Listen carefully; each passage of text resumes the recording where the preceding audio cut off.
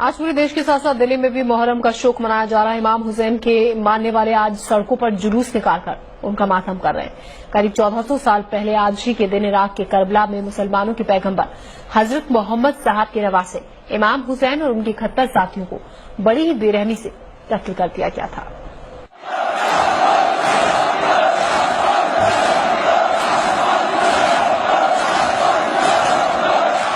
इमाम हुसैन की शहादत के शोक में आज के दिन दुनिया भर में शोक मनाया जाता है।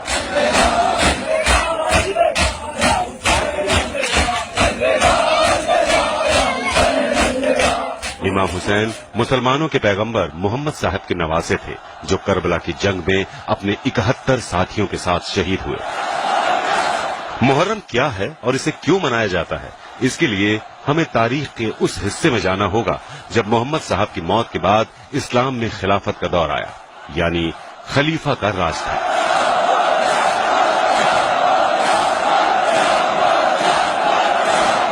खलीफा को पूरी दुनिया के मुसलमानों का प्रमुख नेता माना जाता था। पैगंबर मोहम्मद साहब के गुजर जाने के बाद लोग आपस में तय करते थे कि उनका खलीफा कौन होगा, मगर कुछ लोग तलवार के दम पर इस ओहदे को हासिल करना चाहते थे। उन्हीं में से एक था सीरियाई सुल्तान यजीद इब्न माविया, जिसने खुद को मुसलमानों का खलीफा घोषित कर दिया और लोगों पर इस्लाम के नाम पर जुल्म ढाने लगा।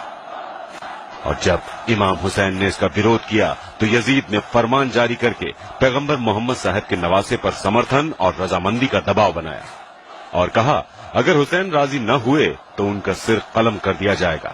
मगर इमाम हुसैन ने कहा, मैं एक पापी, बेईमान और खुदा रसूल को ना मानने वाले यजीद इब्न माविया का आदेश नहीं मान सकता। इसके बाद सऊदी अरब में अपने वतन मदीना को छोड़कर इमाम हुसैन हज के लिए मक्का चले गए, मगर यहाँ भी यजीद ने अपने सैनिकों को श्रद्धालु बनाकर उनका कत्ल करने के लिए भेज दिया। चूंकि मक्का में खून खराबा हराम है, लिहाजा जैसे इस बात का पता इमाम हुसैन को चला तो उन्होंने अपने परिवार और करीबियों के साथ मक्का छोड़ दिया, मगर यजीद की फौज ने उन्हें इराक के करबला में घेर लिया। सन 680 ईस्वी में उर्दू कैलेंडर के पहले महीने मुहर्रम की 2 तारीख को इमाम हुसैन करबला में थे और यहाँ उन्होंने यजीद और उनकी सेना को इस्लाम के सही मायने समझाने की बहुत कोशिश की, मगर वो ताकत और दौलत के नशे में इस कदर चूर था कि नहीं माना और उसने इमाम हुसैन को अल्टीमेटम दिया कि या तो वो यजीदी की खिलाफत का समर्थन करें या जंग करें। हुसैन जंग नहीं करना चाहते थे क्योंकि उन्हें अपने नाना मोहम्मद साहब से ये सीख मिली थी कि इस्लाम जंग का नहीं, मोहब्बत का नाम है। यजीद ने इमाम हुसैन पर दबाव बनाने के लिए उन पर नहर से पानी लेने की पाबंदी लगा दी, जिससे हुसैन के कुनबे में मौजूद छोटे छोटे बच्चे और बूढ़े और औरतें प्यास से तड़प उठे। 3 दिनों तक उन्हें भूखा प्यासा रखा गया और उसी हालत में जबरन जंग करने के लिए मजबूर किया गया। तब इमाम हुसैन ने यजीद से खुदा की इबादत की एक रात मांगी, जिसे आशुरा की रात कहा जाता है, जिसके बाद मुहर्रम की 10 तारीख को करबला की जंग हुई।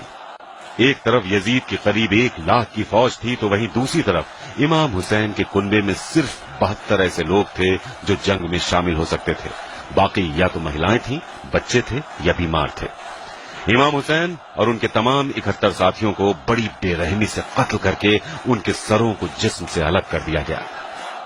यजीद के 1 लाख के लश्कर ने जिन 72 लोगों को मारा, उनमें 6 महीने के बच्चे अली असगर के साथ साथ कम उम्र के बच्चे और बूढ़े भी थे, जिसके बाद उनके खेमों को जला दिया गया।